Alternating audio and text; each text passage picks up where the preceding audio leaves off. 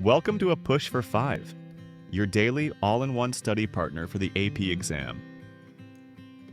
We'll guide you through real stimulus-based APUS history practice questions. We have a total of over 150 videos that will be uploaded daily. These will go in chronological order, covering every period from pre-Columbus to modern day. We've got this. Here comes a set of questions from Period 3, 1754 to 1800. Question 1. Stimulus. See map. Question. What was one major consequence of the territorial changes illustrated in the map? A. The end of Britain's need to maintain a standing army in the colonies. B. The reduction of Spanish influence in the Western Hemisphere.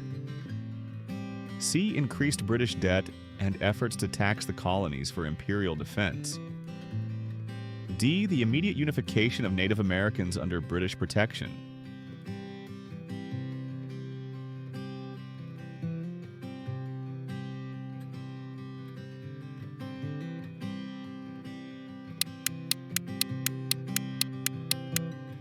The correct answer is C. Increased British debt and efforts to tax the colonies for imperial defense. Although Britain gained vast territory, the war doubled its national debt, leading to new taxes on colonists. The debt crisis directly fueled imperial tensions and set the stage for colonial resistance. Question 2. Stimulus. See image. Question. What was the primary colonial reaction to this policy? A. Broad acceptance as a fair compromise with Native Americans. B. Immediate compliance due to loyalty to the crown. C. Strong support from land speculators eager to slow westward expansion. D. Anger and defiance with settlers moving west despite restrictions.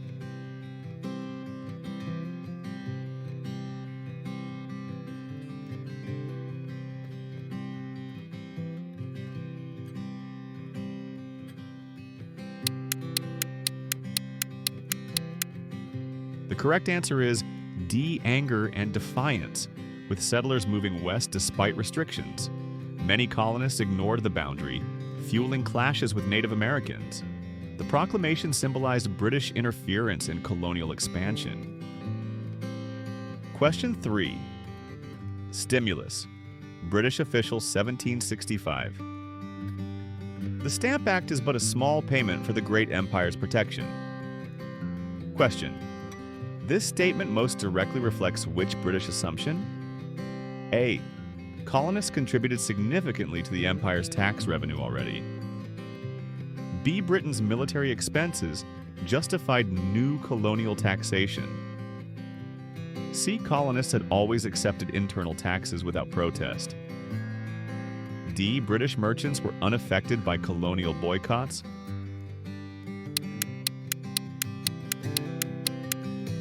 The correct answer is B. Britain's military expenses justified new colonial taxation. British leaders believed colonists should pay their share of defense costs after 1763.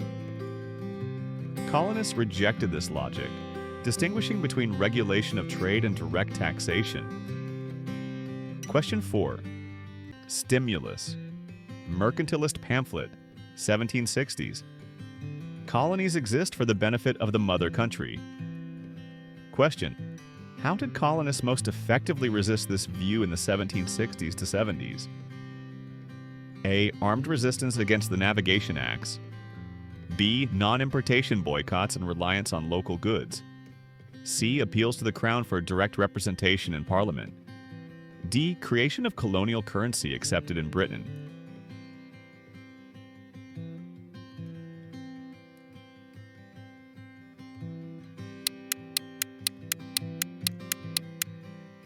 The correct answer is B.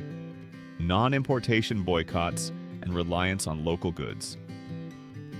Boycotts united colonists across regions and struck directly at British merchants. They became one of the most effective forms of resistance. Question 5. Stimulus. James Madison, Federalist No. 10, 1787.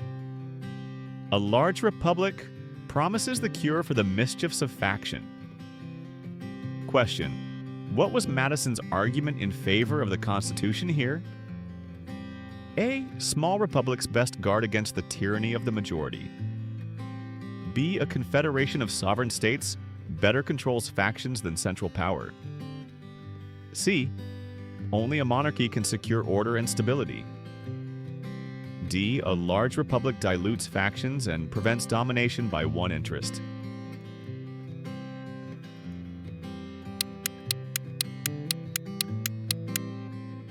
The correct answer is D. A large republic dilutes factions and prevents domination by one interest. Madison argued that diversity of interest in a large republic makes it harder for any faction to dominate. This became a cornerstone of Federalist arguments for ratification. Question 6. Stimulus. See chart. Question: which imperial measure most directly sought to address this issue? A. Navigation Acts. B. Declaratory Act. C. Sugar Act. D. Olive Branch Petition.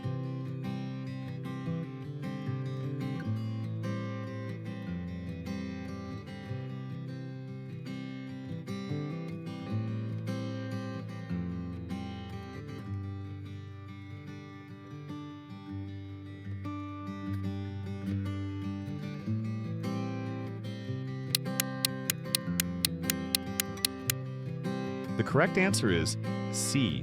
Sugar Act. The Sugar Act lowered duties but tightened enforcement, aiming to raise revenue. It marked Britain's first major post-war revenue-raising measure. Question 7. Stimulus. Patrick Henry, Virginia resolves. 1765.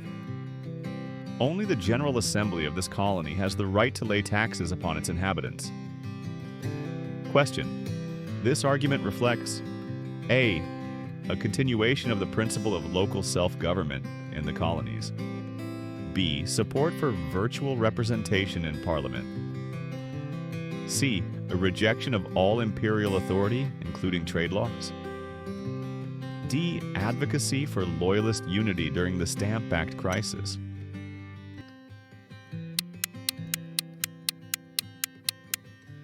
The correct answer is A continuation of the principle of local self-government in the colonies.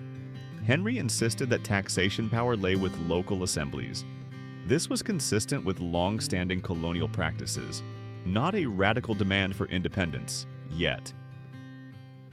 Question 8. Stimulus. Tea Act, 1773. It is expedient that the commerce of this kingdom be secured, and that the East India Company may export tea duty-free to the colonies. Question. This provision above most directly threatened colonial merchants because it A. Allowed the East India Company to undercut colonial tea importers. B. Prohibited colonists from drinking Dutch tea entirely. C. Created a monopoly for British merchants in the West Indies.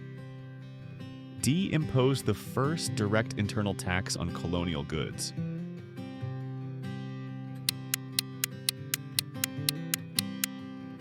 The correct answer is A. Allowed the East India Company to undercut colonial tea importers. The Tea Act's key provision granted the East India Company the ability to ship tea directly to the colonies duty-free, lowering prices but bypassing colonial merchants. This angered colonial merchants who saw it as a direct threat to their trade and autonomy, fueling resistance such as the Boston Tea Party. Question 9. Stimulus. See image. Question. Which colonial response followed most directly? A. The Second Continental Congress convened to declare independence immediately. B. Colonies sent aid to Boston and called the First Continental Congress. C. Loyalist support surged in New England. D. Colonial governors agreed to enforce the acts more strictly.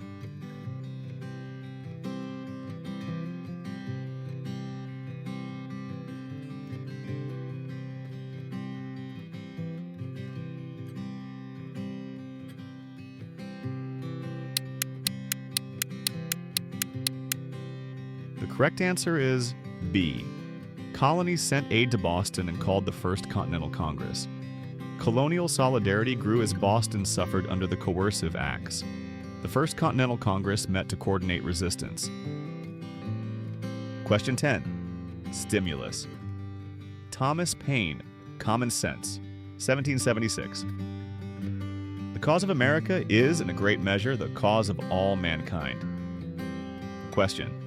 This excerpt most directly reflects A. The Enlightenment tradition of natural rights and republicanism. B. An appeal to mercantilist loyalty to Britain. C. A call for reconciliation with Parliament. D. Religious revivalism in the Great Awakening.